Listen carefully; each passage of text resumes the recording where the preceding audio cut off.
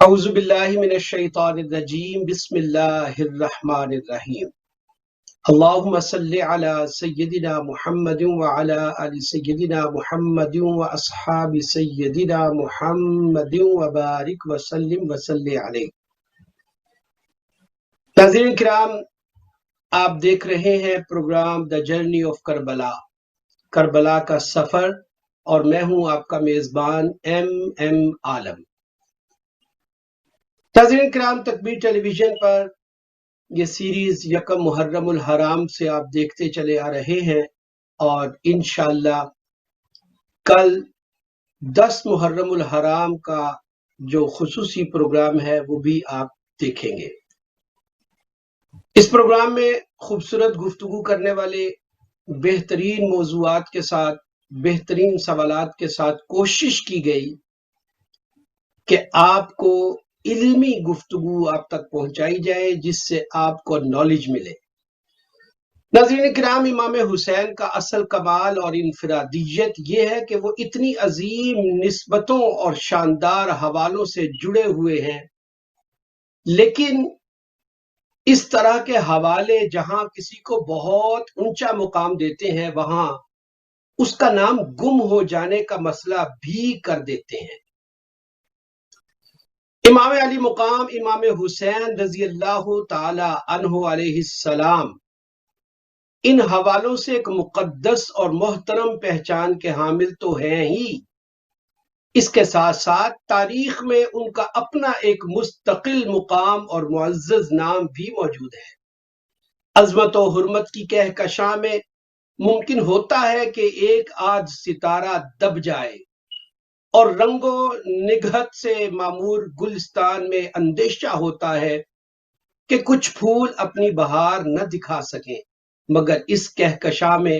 ہر ستارہ روشن اور اس گلزار میں ہر پھول پربہار نظر آتا ہے۔ ناظرین کرام، آج ہمارا موضوع شہادت امام حسین رضی اللہ تعالی عنہ احادیث کی روشنی میں۔ یہاں یہ بات یاد رکھیے کہ دنیا بھر میں جہاں کہیں بھی شہادت ہوتی ہے تو شہید ہونے والا جو ہے جب وہ اپنی جان قربان کر دیتا ہے اس کے بعد اس کے تذکرے ہوتے ہیں، لیکن امام علی مقام امام حسین رضی اللہ تعالی عنہ کی ہستی وہ عظیم ہستی ہے کہ جن کی شہادت کے شہید ہونے سے پہلے ہی چرچے تھے۔ آج اس موضوع پر گفتگو کرنے کے لیے ہمارے ساتھ جو معزز مہمان اس پروگرام میں تشریف فرما ہے اور جو محترم ثنا خان ہمارے ساتھ تشریف فرما ہے، ان کا میں تعارف کروائے دیتا ہوں۔ فاضل جلیل، عالم نبیل، محدث عدیل، جن کے اخلاقی نکھار، علمی معیار اور اعلیٰ کردار کے سبھی معترف ہیں، پیکر عاجزی و انکساری جناب علامہ پیر مفتی انصر القادری ہمارے ساتھ موجود ہیں۔ السلام علیکم ورحمۃ اللہ وبرکاتہ۔ وعلیکم السلام ورحمۃ اللہ وبرکاتہ۔ بہت شکریہ قبلہ، آپ نے اپنا آپ کا قیمتی شکریہ۔ وقت نکالا، اور آج خوبصورت انشاءاللہ گفتگو لوگ سن پائیں گے، اور بہت سارے پیغامات ہمیں موصول ہوئے کہ انشاءاللہ وہ مفتی صاحب کو سننا چاہتے ہیں اور بھرپور انداز سے سننا چاہتے ہیں۔ اسی طرح ہمارے ساتھ ایک اور مہمان جو موجود ہیں، خوبصورت انداز، لہن داؤدی سے مستعار آواز، پیکر سوز و گداز، القاری الحافظ ظہیر اقبال قادری ہمارے ساتھ موجود ہیں، انہیں بھی خوش آمدید کہتا ہوں۔ السلام علیکم ورحمۃ اللہ وبرکاتہ۔ وعلیکم السلام ورحمۃ اللہ وبرکاتہ۔ میں چاہوں گا قبلہ قاری ظہیر اقبال قادری صاحب سے گزارش کرنا چاہوں گا کہ آج کے اس خوبصورت پروگرام میں بارگاہ مصطفیٰ صلی اللہ علیہ وآلہ وسلم میں عقیدتوں کے پھول نچھاور کریں، اس کے بعد انشاءاللہ گفتگو کا سلسلہ جاری کریں۔ صلی اللہ علیہ یا رسول اللہ وسلم علیہ یا حبیب اللہ۔ ایک میں ہی نہیں ان پر قربان زمانہ ہے، ایک میں ہی نہیں ان پر قربان زمانہ ہے، جو رب دو عالم کا محبوب یگانہ ہے۔ کل پل سے ہمیں جس نے خود پار لگانا ہے، زہرا کا وہ بابا ہے، حسنین کا نانا ہے، زہرا کا وہ بابا ہے، حسنین کا نانا ہے، ایک میں ہی نہیں ان پر قربان زمانہ ہے۔ اور آؤ ذرا آؤ در زہرا پر پھیلائے ہوئے دامن، آؤ در زہرا پر پھیلائے ہوئے دامن، پھیلائے ہوئے دامن، ہے نسل کریموں کی لجپال گھرانہ ہے نسل کریموں کے لجپال گھرانہ ہے، ایک میں ہی نہیں ان پر قربان زمانہ ہے۔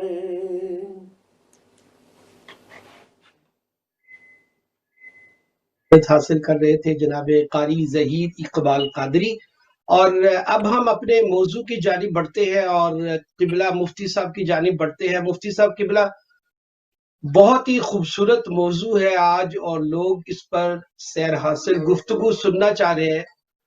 اور میں چاہوں گا کہ آپ آج کے موضوع کی مناسبت سے گفتگو کا آغاز کیجئے۔ ونصلی ونسلم علی رسولہ الکریم، اما بعد، فاعوذ باللہ من الشیطان الرجیم، بسم اللہ الرحمن الرحیم، انما یرید اللہ لیذہب عنکم الرجس اہل البیت ویطہرکم تطہیرا۔ صدق اللہ العظیم۔ ان اللہ وملائکتہ یصلون علی النبی یا ایہا الذین آمنوا صلوا علیہ وسلموا تسلیما۔ الصلاۃ والسلام علیک یا رسول اللہ وعلی آلک واصحابک یا حبیب اللہ۔ اللہ رب محمد صلی علیہ وسلم، نحن عباد محمد صلی علیہ وسلم، صلاۃ و سلاما علیک یا رسول اللہ۔ معزز و محترم ناظرین و سامعین، آج کا یہ عظیم الشان پروقار اور روح پرور پروگرام، جس کی روح رواں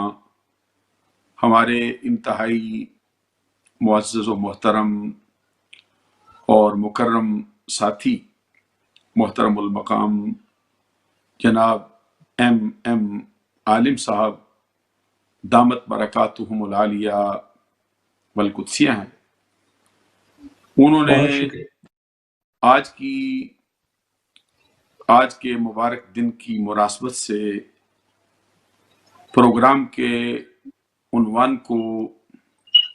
جس موضوع کے ساتھ ترتیب دیا ہے، یہ ان کی عقل کا، ان کی دانش کا اور ان کے فہم کے عمدہ ہونے کا ایک منہ بولتا ہوا ثبوت۔ بہت شکریہ۔ میں یہ محسوس کرتا ہوں کہ اہل سنت کے ہاں یہ ایام محرم الحرام کی مناسبت سے حضور نواسہ رسول، جگر گوشہ بطول، شہزادہ گلگوں کبا، راکب دوش مصطفیٰ، نور نظر حیدر کرار، امام عالی مقام، امام عرش مقام، سید الشہداء امام حسین رضی اللہ تعالی عنہ کی اس عظیم الشان قربانی جو انہوں نے وقت کے ایک ظالم، جابر، فاسق، فاجر اور جری علی الکبائر حکمران کے سامنے کلمہ حق کہتے ہوئے پیش فرمائی ہے، ان کی بارگاہ اقدس میں اس عظیم الشان قربانی کو خراج تحسین پیش کرنے کے لیے اہل سنت کے ہاں یہ ایام خاص کیے جاتے۔ تو بے شک۔ میں اپنے میزبان مکرم کو اور تکبیر ٹی وی کی ساری ٹیم کو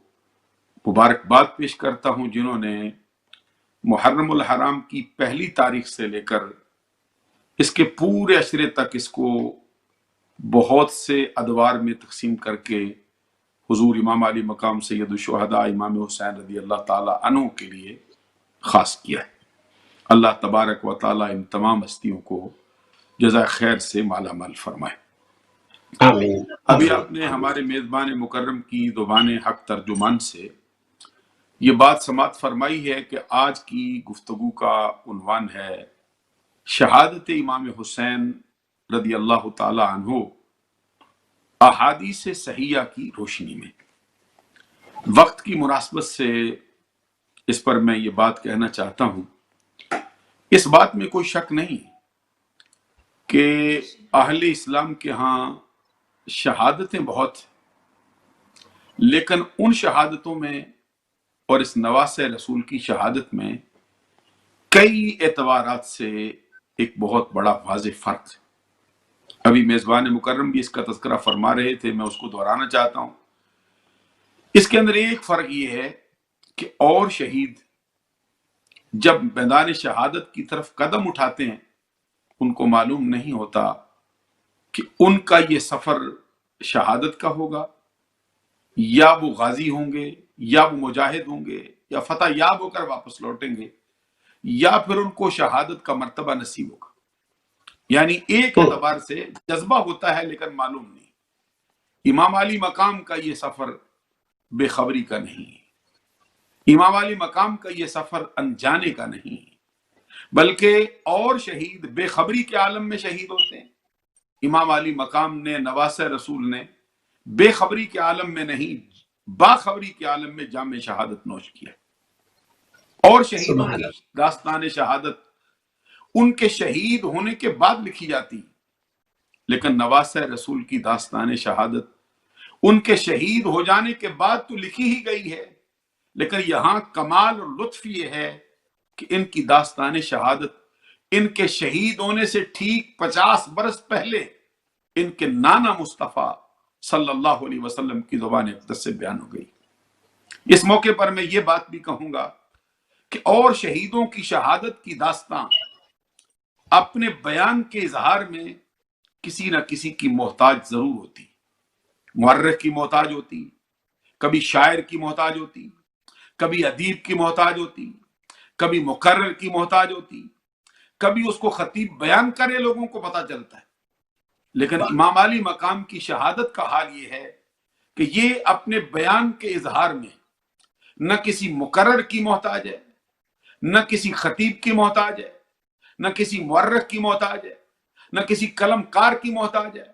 وجہ یہ ہے کہ اس کو اس زبان اقدس نے بیان کر دیا ہے جو وما ینطق عن الہوا کی زبان ہے۔ اگر دنیا سے تاریخ مٹا بھی دی جائے، جو شہادت امام حسین کے بارے میں حضور نبی اکرم صلی اللہ علیہ وسلم نے اپنی زبان سے فرما دیا ہے، وہ ان کے لیے کافی ہے۔ اگرچہ اس موقع پر میں کچھ باتیں ایسی کہنا چاہتا تھا کہ سب سے پہلے یہ عرض کروں کہ ذرا دیکھو خانوادہ اہل بیت میں نبی اکرم صلی اللہ علیہ وسلم کا یہ پورا گھرانہ سرکار کو بے حد پیارا ہے۔ اس کا ایک فرد پیارا ہے، اس کا ہر بچہ پیارا ہے، اس کا ہر بوڑھا پیارا ہے، اس کا ہر جو شخص ہے نبی اکرم صلی اللہ علیہ وسلم کو ان سے بے حد پیار ہے۔ لیکن پورے گھرانے میں جن سے سب سے بڑھ کر پیار ہے وہ سید عالم خاتون جنت فاطمہ الزہرا رضی اللہ تعالیٰ عنہ کی ذات ہے۔ اور پھر ان سے بھی بڑھ کر جو نبی اکرم صلی اللہ علیہ وسلم نے فرمایا، جب پوچھا گیا سئل النبی صلی اللہ علیہ وسلم ایو اہل بیتک احب الیک، آقا بتائیے پورے اہل بیت میں آپ کو سب سے پیارا کون ہے؟ تو جواب میں نبی اکرم صلی اللہ علیہ وسلم نے گل قدس کی پتیوں کو حرکت دی، رحمتوں کے پھول برسائے، اور دل کا کشور فتح کر لینے والی آواز میں سرکار نے فرمایا الحسن والحسین۔ گھرانہ سارا پیارا ہے، لیکن پورے گھرانے میں جو سب سے بڑھ کر پیارا ہے اس کا نام حسن ہے، اس کا نام حسین ہے۔ یہ دونوں شہزادے جو جنت کے جوانوں کے سردار ہیں، نبی اکرم صلی اللہ علیہ وسلم کی مشہور حدیث ہر موقع پہ پڑھی جاتی، اور ایک تو یہ ہے کہ سرکار نے فرمایا، اور حذیفہ بن یمان رضی اللہ تعالیٰ عنہ کی روایت سے یہ مشہور حدیث ہے، امام ابو عیسیٰ ترمذی اپنی جامع میں لائے ہیں، نبی اکرم صلی اللہ علیہ وسلم فرماتے ہیں کہ میری بارگاہ میں ایک فرشتہ آیا ہے، ان ھذا ملک لم ينزل الارض قط قبل هذه الليلة استاذن ربه ان يسلم علی يبشرني بان فاطمة سیدۃ نساء اہل الجنہ وان الحسن والحسین سید شباب اہل الجنہ۔ حضور نبی اکرم صلی اللہ علیہ وسلم نے فرمایا ایک فرشتہ آج سے پہلے میری بارگاہ میں نہیں آیا، آج آیا ہے، آج کی رات سے پہلے کبھی زمین پر آیا ہی نہیں۔ اللہ تبارک و تعالیٰ سے بطور خاص دو باتوں کی اجازت لے کے آیا ہے۔ نبی اکرم صلی اللہ علیہ وسلم نے فرمایا ایک تو مجھے سلام کرنے آیا ہے، اور دوسرا یہ ہے کہ مجھے خوشخبری سنانے آیا ہے کہ میری بیٹی فاطمہ جنت کی عورتوں کی سردار ہے، میرے دونوں شہزادے جنت کے جوانوں کے سردار ہیں۔ اور پھر ان کی بات میں آپ کی خدمت عالیہ میں کیا عرض کروں، حضرت اسامہ بن زید رضی اللہ تعالیٰ عنہ کہتے ہیں ترکت النبی صلی اللہ علیہ وسلم ذات لیلۃ، میں ایک رات بارگاہ رسالت میں حاضر ہوا تھا کسی کام کی غرض سے، کہتے میری درخواست پر فخرج النبی صلی اللہ علیہ وسلم وہو مشتمل علی شیء، نبی اکرم صلی اللہ علیہ وسلم میری درخواست پر اپنے کاشان اقدس سے باہر تشریف لائے تھے، اس حال میں کہ آقا کونین صلی اللہ علیہ وسلم کمبل اڑے ہوئے تھے یا لحاف اڑے ہوئے تھے، اور میں دیکھ رہا تھا کہ سرکار کی دائیں بائیں بغل میں کوئی چیز ہے۔ کہتے جب پھر میں اپنے کام سے اپنی حاجت سے فارغ ہو گیا، پھر میں نے سوال کیا ما ھذا الذی انت مشتمل علی شیء، ما ہوا، میں نے عرض کیا سرکار بتائیے آپ کی دائیں بائیں بغل میں کیا چیز ہے؟ کہتے ہیں میں نے دیکھا فکشفہ، نبی اکرم صلی اللہ علیہ وسلم نے اپنے اس کمبل کو پیچھے پھینکا تو کیا دیکھتا ہوں فاذا الحسن والحسین علی ورقی، نبی اکرم صلی اللہ علیہ وسلم کی ایک بغل میں یا ایک زانو پر امام حسن تشریف فرما تھے اور ایک زانو پر امام حسین رضی اللہ تعالیٰ عنہ تشریف فرما تھے۔ کہتے میری تعجب کی کیفیت دیکھ کر کہ سرکار کو ان کے ساتھ اس قدر پیار ہے کہ خلوت میں بھی ساتھ رکھتے ہیں، جلوت میں بھی ساتھ رکھتے ہیں، تنہائی میں بھی ساتھ رکھتے ہیں، انجمن میں بھی ساتھ رکھتے ہیں۔ ابھی دیکھیے گھر میں بھی ساتھ تھے، باہر تشریف لائے پھر بھی ان کو ساتھ رکھا۔ کہتے نبی اکرم صلی اللہ علیہ وسلم نے اس وقت مجھے فرمایا اسامہ یہ دونوں میرے بیٹے ہیں، اس لیے کہ میری بیٹی فاطمہ کے بیٹے ہیں۔ اور اس وقت نبی اکرم صلی اللہ علیہ وسلم نے ان شہزادوں کے لیے دعا فرمائی اللہم انی احبہما فاحبہما واحب من یحبہما، اے اللہ میں دونوں شہزادوں سے بہت پیار کرتا ہوں، تیری بارگاہ میں عرض کرتا ہوں تو بھی ان سے پیار کر، اور نہ صرف ان سے پیار کر، جو شخص بھی قیامت تک آنے والا بندہ ان کے ساتھ پیار کرے تو اس سے بھی پیار کر۔ یعنی نبی اکرم صلی اللہ علیہ وسلم کو ان دونوں شہزادوں کے ساتھ اس قدر پیار ہے کہ جو شخص بھی ان کے ساتھ پیار کرے گا، نبی اکرم صلی اللہ علیہ وسلم کی دعا کے نتیجے میں وہ بندہ بھی اللہ کی محبوبیت کے درجے پر فائز ہو جائے۔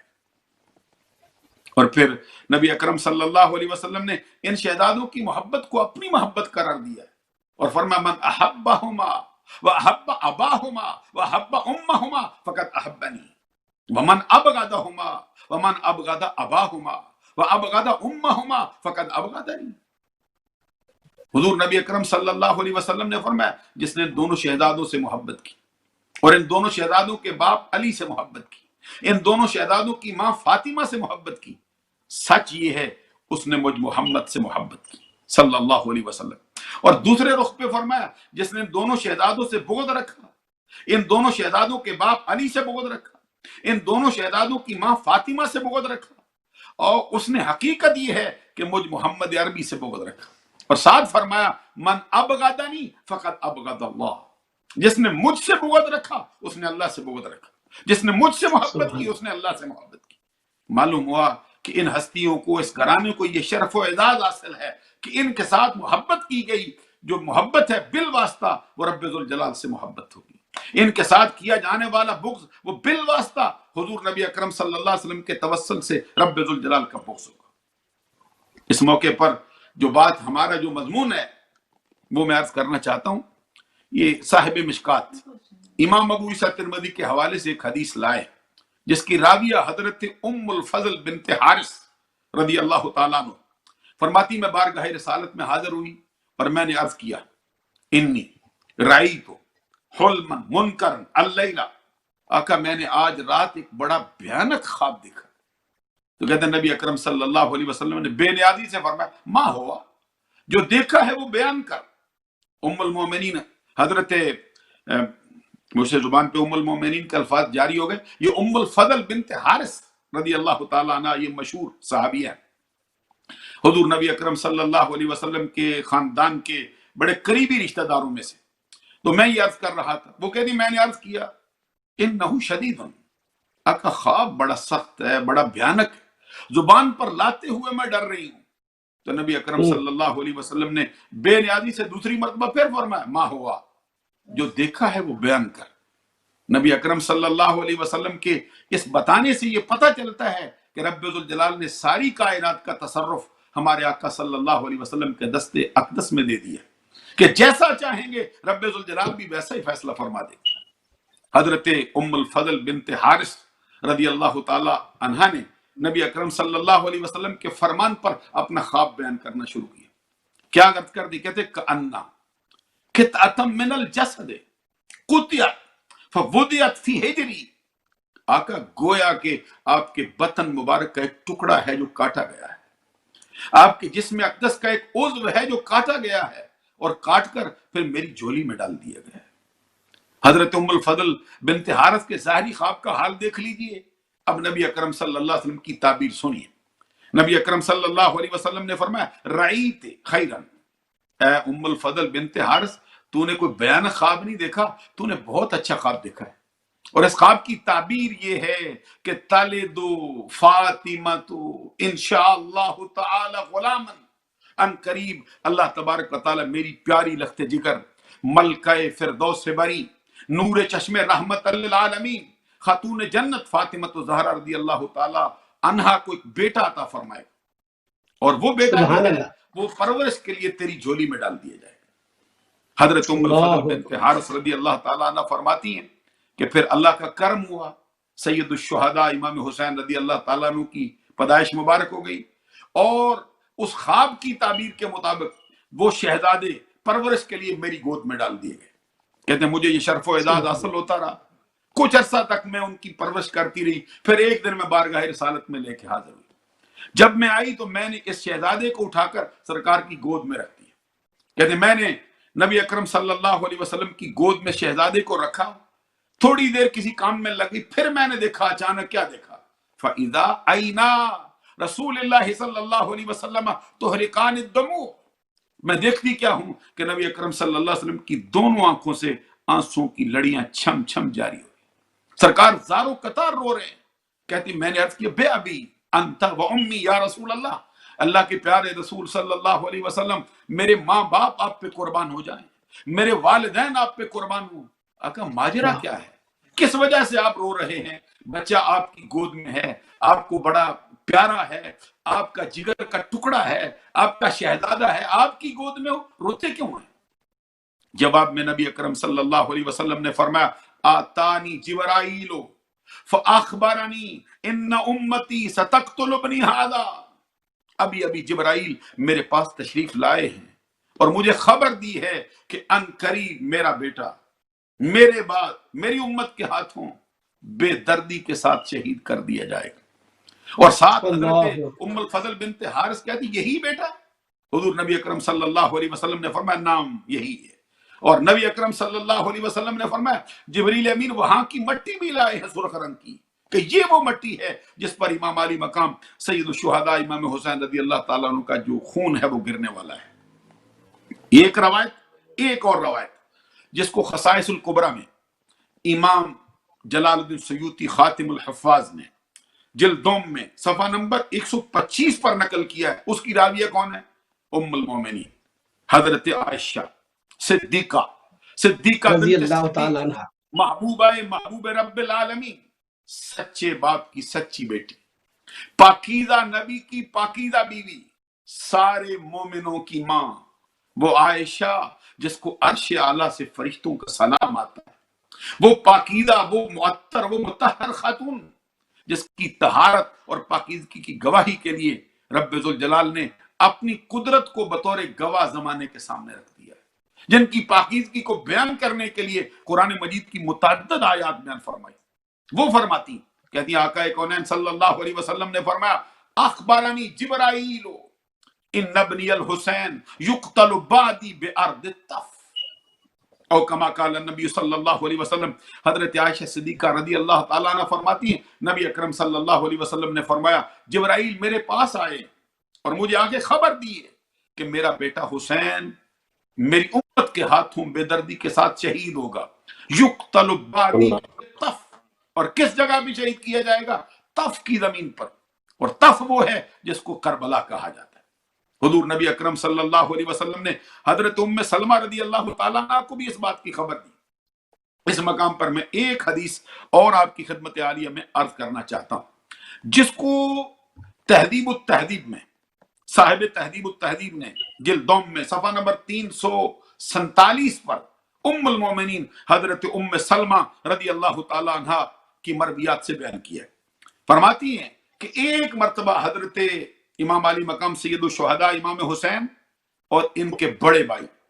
سید الشہداء امام حسن مجتبی رضی اللہ تعالیٰ عنہ، اب ذرا دونوں بھائیوں کا حال تو دیکھیے. ایک حدیث میں آپ کی خدمت میں عرض کر دوں جس کو حضرت علی المرتضی شیر خدا رضی اللہ تعالیٰ عنہ نے بیان فرمایا. باپ دیکھیے کون ہے، ماں کون ہے، بیٹے کون ہے، نانا کون ہے، یہ کس کے نواسے ہیں؟ حضرت امام علی مقام سید الشہداء امام حسین رضی اللہ تعالیٰ عنہ اور ان کے بڑے بھائی امام حسن، جنت کے جوانوں کے سردار، سیدہ شباب اہل الجنہ، سرکار کی محبتوں کے مرکز و محور. نبی اکرم صلی اللہ علیہ وسلم سے اس قدر ان کو فیض ملا ہے، حالت سجدہ میں سرکار ہوں، یہ دونوں شہزادے اوپر آئیں، جب تک نیچے نہ اترے سرکار سر سجدے سے نہیں اٹھاتے. کبھی رکوع میں اوپر آ جائیں سرکار اپنی پشت کو نہیں اٹھاتے. کبھی حالت نماز میں سرکار کی ٹانگوں سے گزرنا چاہیں، نبی اکرم صلی اللہ علیہ وسلم اپنی نماز کی حیت تبدیل فرمائیں. کبھی ان شہزادوں کے لیے ممبر کو چھوڑیں، خطبے چھوڑ کے نیچے تشریف لائیں. کبھی ان کے دہن مبارک میں، کبھی ان کے منہ میں اپنا لعاب دہن ڈالیں. کبھی ان کو اپنی زبان چسائیں، کبھی اپنے سینے پہ لے آئیں، کبھی ان کو اپنی گود پہ لائیں، کبھی اپنے کندھوں پر سوار کر کے ان کو چلیں. عزیزان گرامی قدر، میں ان کی کس کے صدا کی بات کروں؟ میں عرض کر رہا تھا حضرت علی المرتضی شیر خدا رضی اللہ تعالیٰ عنہ فرماتے ہیں میرے دونوں شہزادوں کو رب ذوالجلال نے ان کے نانا کے ظاہر کا فیض بھی دیا ہے، ان کے نانا کے باطن کا فیض بھی دیا ہے. ظاہری شکل دیکھو، سر کے بالوں سے لے کر پاؤں کے ناخنوں تک یہ دونوں شہزادے اپنے نانا مصطفیٰ کی تصویر ہے. حضرت علی شیر خدا رضی اللہ تعالیٰ عنہ کی روایت کے الفاظ ہیں، فرماتے الحسن اشبہ رسول اللہ صلی اللہ علیہ وسلم من الصدر الى الراس والحسین اشبہ النبی صلی اللہ علیہ وسلم ما کان اسفل من ذلک۔ میرا بیٹا حسن اپنے سر کے بالوں سے لے کر اپنے سینے تک یا اپنے ناف تک، اور میرا شہزادہ حسین اپنے سینے سے لے کر یا اپنے ناف سے لے کر اپنے پاؤں کے ناخن تک بدن کے ایک ایک رونگٹے میں اپنے نانا مصطفیٰ کی تصویر ہے۔ سبحان اسی ترجمے میں اللہ، امام اہل سنت امام احمد رضا رحمت اللہ علیہ نے بڑے خوبصورت اشعار کہے ہیں اور اسی کا ترجمہ کیا جس میں کہتے ہیں ایک سینہ تک مشابہ، ایک وہاں سے پاؤں تک، ایک سینہ تک مشابہ، ایک وہاں سے پاؤں تک، حسن سبتین ان کے جاموں میں ہے نیما نور کا، صاف شکل پاک ہے دونوں کے ملنے سے عیاں، خط توام میں لکھا ہے دوبر کا نور کا۔ اللہ اکبر۔ ان کا ظاہری سبحان سراپا اللہ۔ دیکھ کر آقا کونین صلی اللہ علیہ وسلم کی یاد آتی ہے۔ اسی کے ضمن میں مجھے ایک اور حدیث امام ابو عیسیٰ ترمذی کی جامع ہم سے یہیں یاد سے آئی۔ علامہ مفتی صاحب قبلہ، ہم یہیں سے آپ کی گفتگو کا سلسلہ دوبارہ جوڑیں گے، اور قطع کلامی کی معذرت بھی۔ ایک خوبصورت جو محبت کا یہ سفر آپ نے شروع کر رکھا ہے، اس میں اشعار بھی آپ نے پڑھے امام احمد رضا خاں بریلوی رحمۃ اللہ تعالی علیہ کے، تو میں چاہوں گا کہ قاری ظہیر اقبال صاحب سے کچھ منقبت کے اشعار بھی ہم سن لیں، انشاءاللہ پھر واپس گفتگو کی طرف لوٹ کے آتے ہیں۔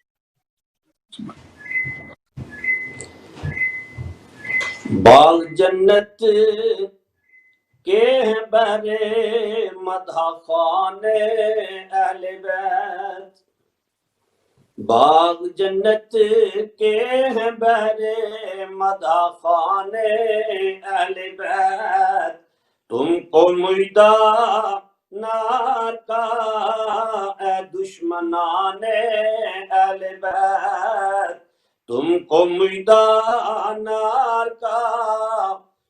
اے دشمنان اہل بیت، اور کس زبان سے ہو بیان عز و شان اہل بیت، کس زبان سے ہو بیان عز و شان اہل بیت، مدح گوئے مصطفیٰ ہے مدح خان اہل بیت، مدح گوئے مصطفیٰ ہے مدح خان اہل بیت، اور ان کی پاکی کا خدائے پاک کرتا ہے بیان، آیا تطہیر سے ظاہر ہے شان اہل بیت، آیا تطہیر سے ظاہر ہے شان اہل بیت، اور مصطفیٰ عزت بڑھانے کے لیے تعظیم دے، ہے بلند اقبال تیرا دودھ مانے اہل بیت، ہے بلند اقبال تیرا دودھ مانے اہل بیت، ان کے گھر میں بے اجازت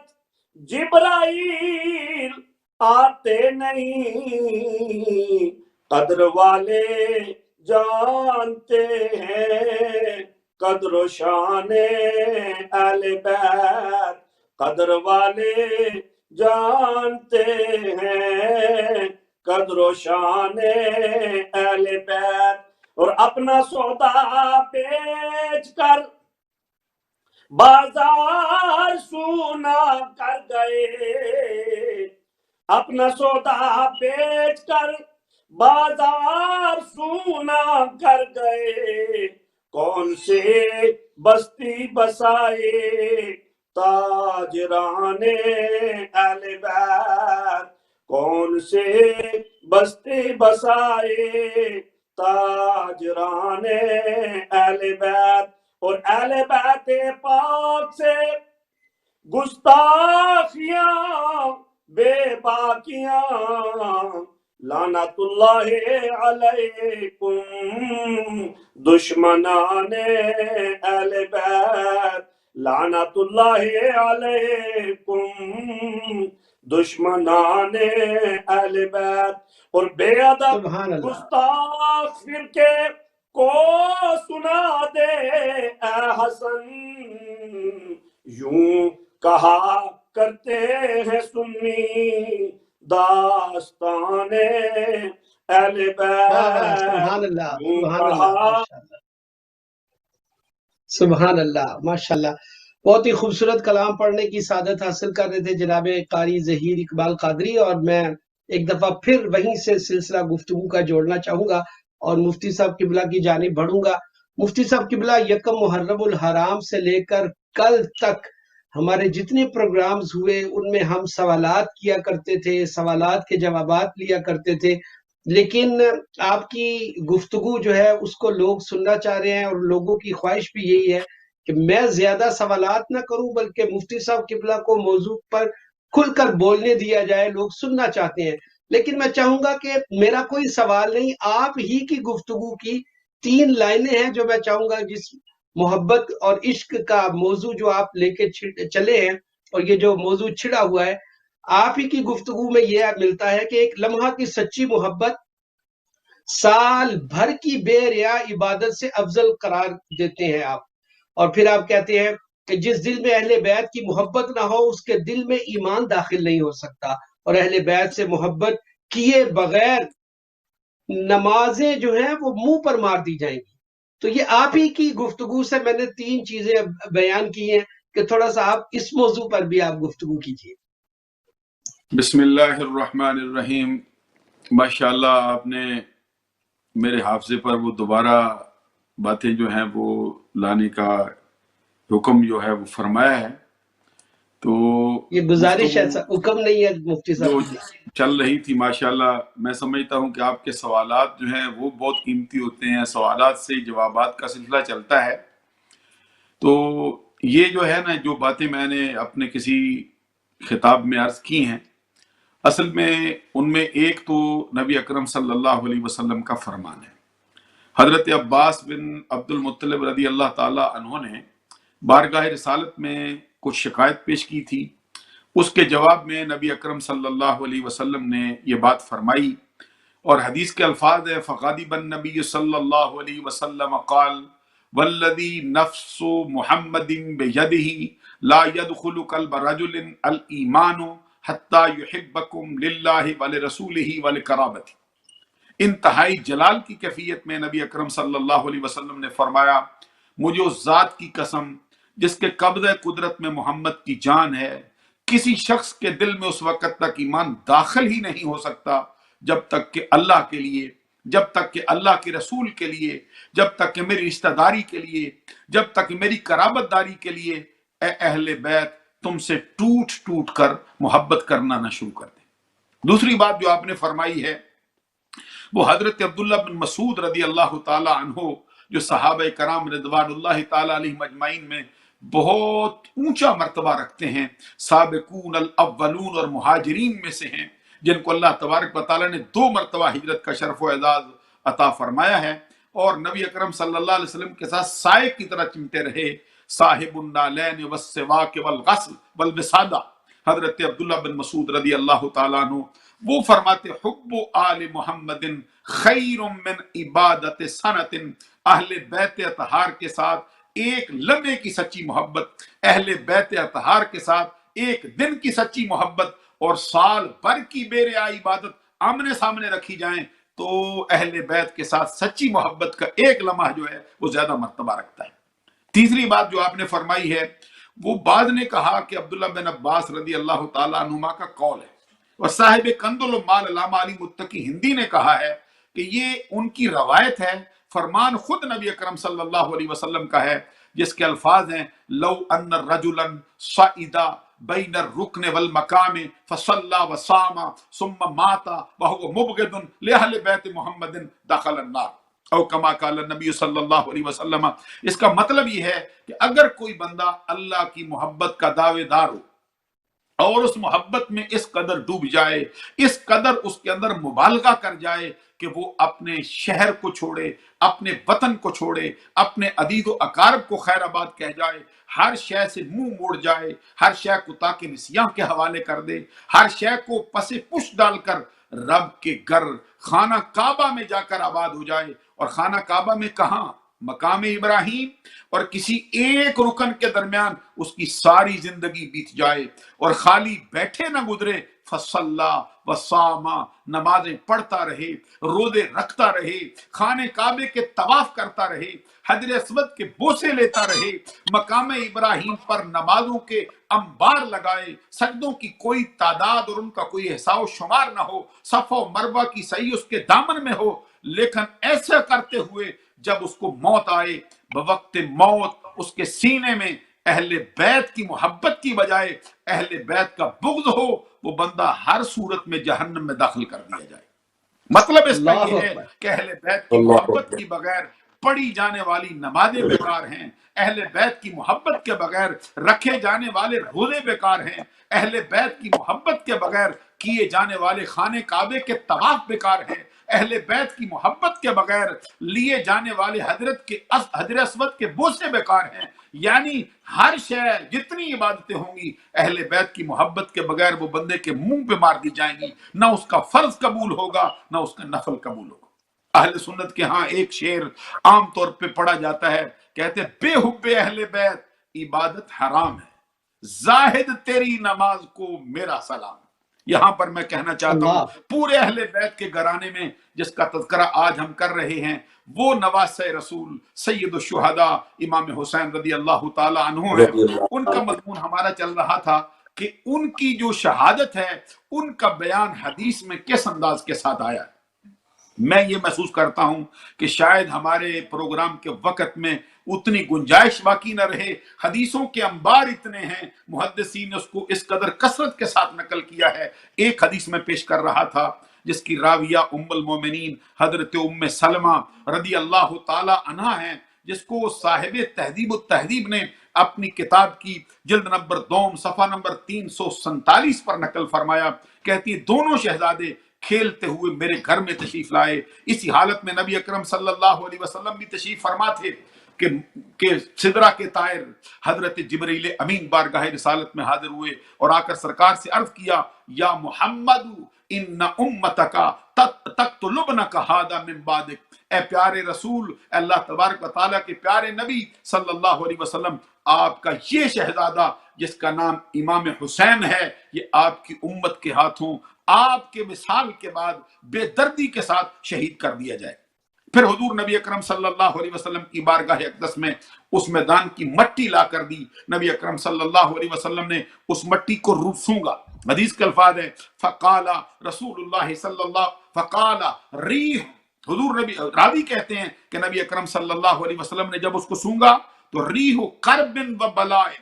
اس مٹی کو سونگ کے سرکار نے فرمایا اس کے اندر جو مجھ کو اس کی جو خوشبو آ رہی ہے وہ کرب کی خوشبو ہے، اس کے اندر جو خوشبو آتی ہے یہ انتہائی آزمائش کی جو ہے وہ خوشبو ہے۔ اور اس وقت حالت کیا تھی؟ فبکا رسول اللہ صلی اللہ علیہ وسلم، نبی اکرم صلی اللہ علیہ وسلم زاروں قطار روتے جاتے تھے، وَضَمَّهُ إِلَى صَدْرِهِ، حضور نبی اکرم صلی اللہ علیہ وسلم نے حضرت امام حسین کو فرط محبت سے اپنے سینے سے چمٹا لیا تھا اور روتے جاتے تھے۔ اور پھر ام سلمہ رضی اللہ تعالی عنہا سے فرمایا یہ مٹی سنبھال کے رکھ، جب یہ مٹی اپنی ہیئت کو تبدیل کر کے خون میں بدل جائے سمجھ لینا کہ میرا شہزادہ حسین شہید کر دیا گیا۔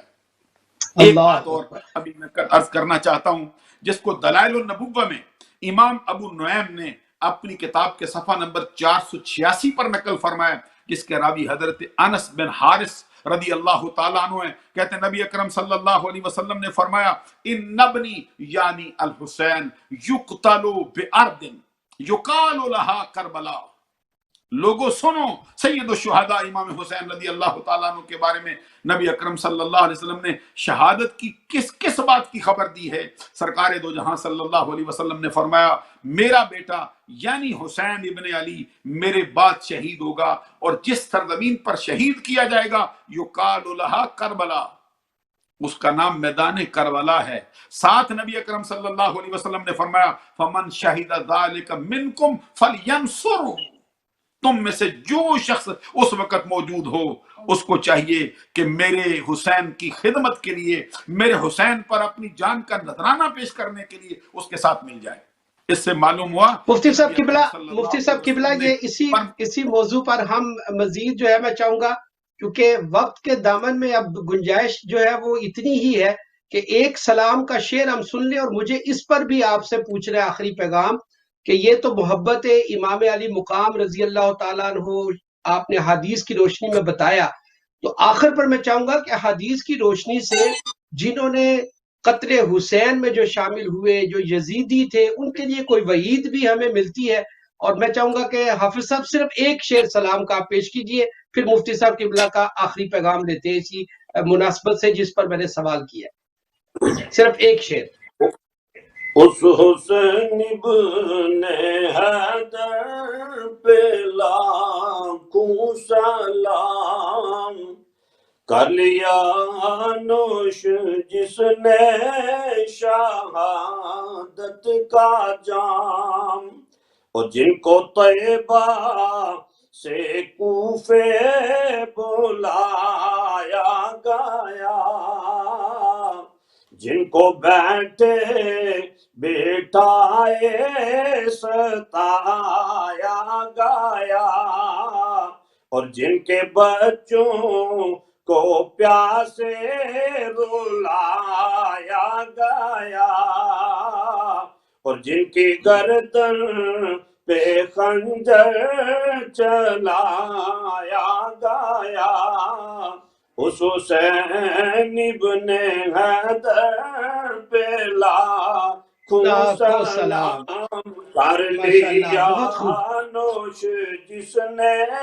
شہادت کا جام۔ ماشاءاللہ مفتی صاحب قبلہ، میں نے جو سوال چھوڑا تھا میں چاہوں گا اس پر آپ بالکل آخری 2 منٹ ہے تو آپ خوبصورت انداز میں اس میں ہمیں گائیڈ بھی کیجئے اور ہمیں پیغام بھی دیجئے۔ ایک جو بات میں ابھی عرض کر رہا تھا کہ نبی اکرم صلی اللہ علیہ وسلم نے فرمایا فمن شہید ذالک منکم فلینصرہ، تم میں سے جو شخص اس وقت موجود ہو اس کو چاہیے کہ میرے حسین کی خدمت کے لیے وہاں پہ حاضر ہو جائے، اپنی جان جو ہے ان پہ وار دے۔ حضور نبی اکرم صلی اللہ علیہ وسلم کا یہ فرمان بتاتا ہے کہ امام علی مقام اس وقت حق پہ ہوں گے، اور ان کے مقابل جو بھی آئے گا وہ حق پر نہیں ہوگا، وہ ناحق ہوگا، وہ ظلم و ستم کا جو ہے وہ ایک معاملہ پیش کر رہا ہوگا۔ اس کے لیے میں یہ حدیث پیش کرتا ہوں۔ نبی اکرم صلی اللہ علیہ وسلم کے ہاں وعید کا حال کیا ہے؟ حضرت ابو ہریرہ رضی اللہ تعالیٰ عنہ فرماتے ہیں، جو اسی مضمون سے ریلیٹڈ ہو، کہتے ہیں میں سرکار کی بارگاہ میں دیکھتا تھا، بارگاہ رسالت میں اکثر سرکار دعا کے لیے ہاتھ اٹھاتے اور عرض کرتے اللہم انی اعوذ بکا من راس ستین و امارت الصبیان، اے اللہ تبارک و تعالیٰ میں پناہ مانگتا ہوں تجھ سے اس وقت سے جب سن 60 ہجری کا اختتام ہو جائے، پناہ مانگتا ہوں اس وقت سے جب چھوٹی عمر کے لوگ تخت سلطنت پر بیٹھ کر خون خرابہ کرنا شروع کرتے۔ نبی اکرم صلی اللہ علیہ وسلم نے اب سن 60 ہجری کا سرا ختم ہوا ہے اور چھوٹی عمر کا بندہ تخت سلطنت پر بیٹھا ہے، کون ہے؟ یہ یزید بدبخت ہے، جس کو ہمارے ہاں یزید پلید کہا جاتا ہے، یہ ظالم، یہ جابر، یہ فاسق۔ نبی اکرم صلی اللہ علیہ وسلم کے پیارے صحابی حضرت امیر معاویہ رضی اللہ تعالیٰ عنہ کا وصال مبارک 59 ہجری کے آخر میں ہوا، رجب المرجب کے مہینے میں، اور پھر اس کے بعد یہ یزید بدبخت بیٹھا ہے۔ تو نبی اکرم صلی اللہ علیہ وسلم نے اس وقت سے پناہ مانگی جب سن 60 ہجری کا اختتام ہو، یعنی 60 ہجری کے اختتام میں، معاذ اللہ میری زبان سے 59 ہجری نکل گیا، 60 ہجری کے رجب المرجب کے مہینے میں حضرت امیر معاویہ کا وصال ہوا۔ اس کے بعد سرا ختم ہونے کو آیا تو یزید بدبخت جو ہے وہ تخت پہ بیٹھا، تخت نشین ہوا۔ حضرت ابو ہریرہ رضی اللہ تعالیٰ عنہ کو بھی وہ دعا یاد تھی، انہوں نے بھی دعا کے لیے ہاتھ اٹھائے، عرض کیا مولا مجھے وہ وقت نہ دکھا جس وقت سے تیرے نبی صلی اللہ علیہ وسلم نے پناہ مانگی۔ معلوم ہوا کہ اس قدر وعید ہے کہ سرکار نے اس سال کے آخری حصے سے بھی پناہ مانگی ہے، اور چھوٹی عمر کے لوگ تخت سلطنت پر بیٹھ کر جب خون خرابہ کرنے والے ہوں اس وقت سے بھی پناہ مانگی۔ بہت شکریہ، دل تو یہی چاہ رہا تھا مفتی صاحب کہ آپ کی گفتگو جاری رہے، یقین کیجئے ابھی تو مزہ آنے ہی لگا تھا کہ پروگرام کا وقت جو ہے وہ ختم ہوا. انشاءاللہ زندگی رہی تو دوبارہ اب یہ آپ سے گفتگو ایک چھوٹا سا جملہ میں عرض کرنا چاہتا ہوں. آپ کو بہت بہت مبارک ہو. آپ نے امام علی مقام کے لیے جو عظیم الشان پروگرام کا اہتمام فرمایا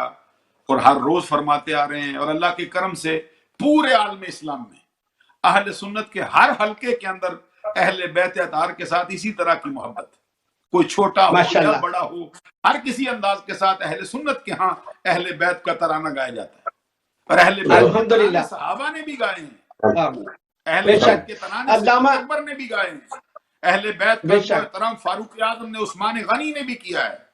تو آج آپ بالکل وہی ٹھیک ہے. دولت مفتی ادا صاحب، کریں. مفتی انصر القادری صاحب آپ کا بہت شکریہ، آپ نے اپنا قیمتی وقت دیا. قاری ظہیر اقبال قادری صاحب آپ کا بھی بہت شکریہ، آپ نے خوبصورت کلام پیش کیے آج کے اس پروگرام سے. اپنے